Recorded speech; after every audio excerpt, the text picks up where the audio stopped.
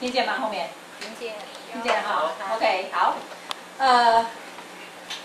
我想说的就是我怎么样来认识主耶稣的故事。那个之前我先说一下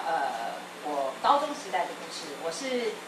在台湾出生，然后8岁的时候跟我妈妈还有弟弟妹妹移民到美国去。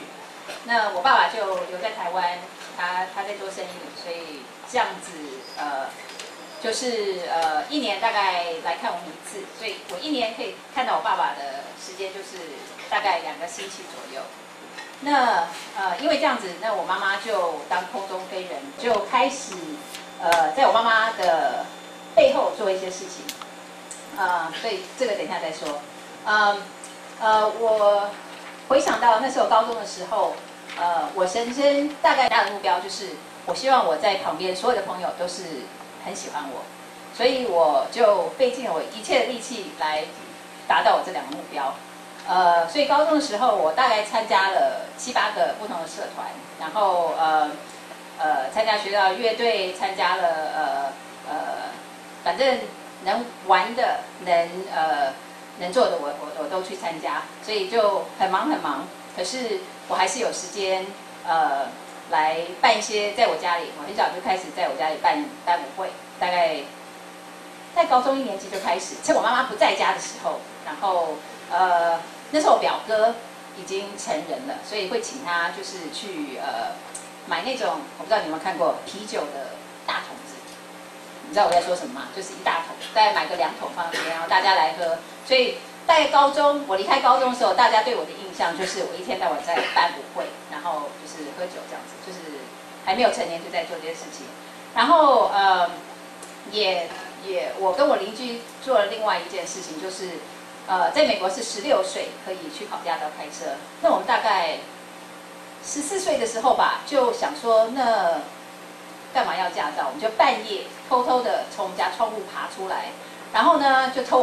我们爸爸妈妈的钥匙，然后就开始自己学开车。然后不光是自己做这件事情，而且也是去接同学啦，反正就跑去谁家玩，然后大家出去这样子玩，然后从来没有被抓到，感谢主。然后也没有出事，因为那时候就是这件蛮严重的事情，可是我们的爸爸妈妈从来没有发现因为我们2个都是成绩很好的学生，所以在爸爸妈妈眼里大概觉得是乖小孩这样子。可是我要说的重点就是，常常在爸爸妈妈后面做一些他们不知道的事情。然后最糟糕我做的一件事情就是我一个好朋友，那她有个男朋友，那我就在她背后偷偷的去跟她男朋友交往，这是我最对不起她的一件事情。那后来大概到了我在高中快毕业的时候，这件事情就被人家发现了，然后我就突然间从一个好像大家都很受欢迎的一个人，变成了一个被他唾弃的人。那时候到最后就是没有人愿意跟我做朋友，然后我要跑去跟我的去教室里面跟我老师一起的吃中饭，没有人跟我吃饭。所以那个时候我就开始思考，人到底在寻求什么？刚刚就是寻求快乐。那时候我觉得只要我功课好，只要我得到人的赞赏，只要人家喜欢我，我就得到快乐。可是那时候发觉通通没有了。我所有的好朋友都离我远去，我就一个人，然后也做对不起人家的事情，所以很羞愧。所以那时候就发现说，其实不可能得到所有人的赞赏的，所以我很努力就去做，可是不可能得到的。所以就这样子，我高中毕业了，然后去念大学。那我大学是念加州大学的洛杉矶分校。那所以我的第一个的目标可以算是达成了，我爸妈很高兴。然后第2个目标呢，继续在那时候就是还是很想得到周围人的赞赏。那我大1的时候没有拿到学校宿舍，所以就是跟我高中的一个朋友住在宿舍里面。那我们在校园就碰到了2个学姐，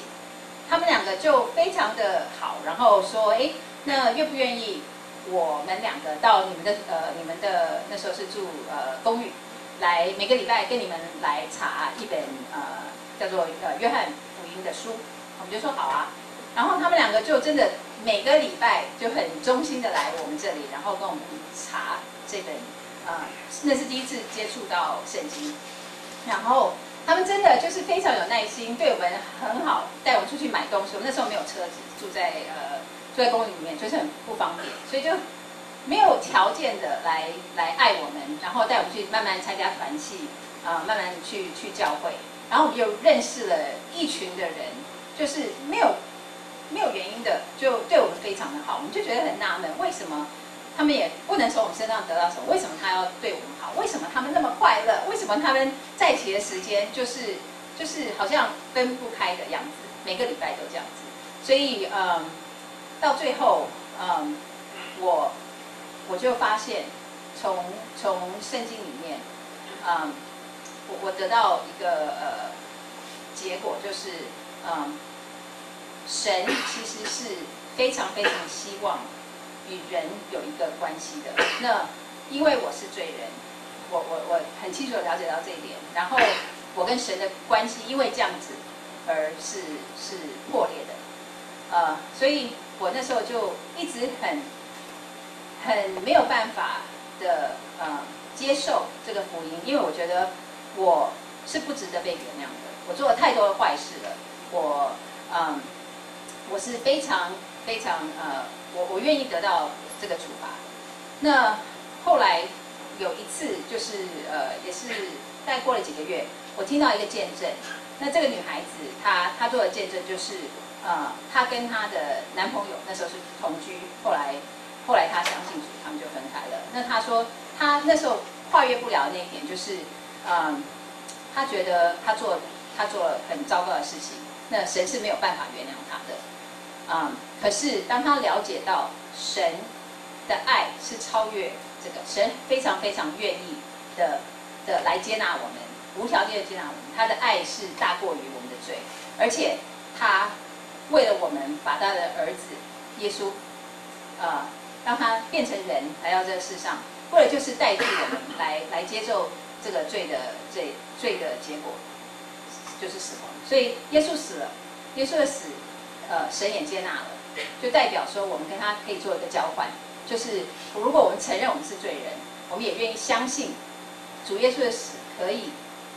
把我们的罪给拿走，我们愿意相信这个的话，我们就可以成为神的儿女，可以跟神恢复好的关系。所以这个是大概25年前我念大学1年级的时候发生的事情，所以想跟你们分享。然后最后就是我想跟你们分享在以弗所书里面有一段经节，第2章1到5节说，过去因为你们的罪孽跟叛逆，你们在灵魂上死去了。过去你们生活在这些罪恶之中，过着世人所过的生活，并且服从这世界邪恶力量的统治者，就是现在正活动在那些不服从上帝的人中的那个灵。过去我们也生活在这些人之中，放纵自己罪恶自我的欲望，做我们罪恶自我和内心所想的事。所以就像世上其他的人一样，我们注定要经历上帝的愤怒。但是上帝的仁慈是非常丰富的，他对我们的爱是博大的。当我们在精神上因为犯罪而死的时候，上帝让我们与基督一起得到新的生命，他的恩典拯救了我们。所以想跟你们分享这点，谢谢。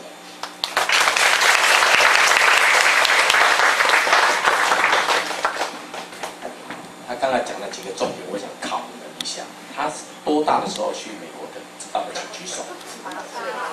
岁。真的啊，真的8岁哇！请问一下，他什么时候交男朋友？为什么要这样问你们呢？第一个，我们要拿乐器啊。那另外一个，你想想看，他讲的故事是不是跟你有点相似？有没有？我想这是从美国这些弟兄姐妹，他们跟我们几乎都是同来自台湾这里，然后他们在他们一个阶段的时候，愿意把他们的 vacation 空出来。这个时间很长嘞，他们就有人工作放下来，有人就来到这个地方办这个福音。而且你知道吗？背后里面你会发觉到，如果你全程参加就退费，哪有这种淫秽？我告诉你哦，这不是他们疯的哦，他们真的就像那个关心我们刚才那个英里姐妹那样子，那些基督徒一样。我也是这样子，我觉得很多基督徒关心都是没有代价的，所以你不要以为我们疯了，我们真的希望我们的生命所接触、所认识的那个上帝，在这2、3天，至少你也能够认识他。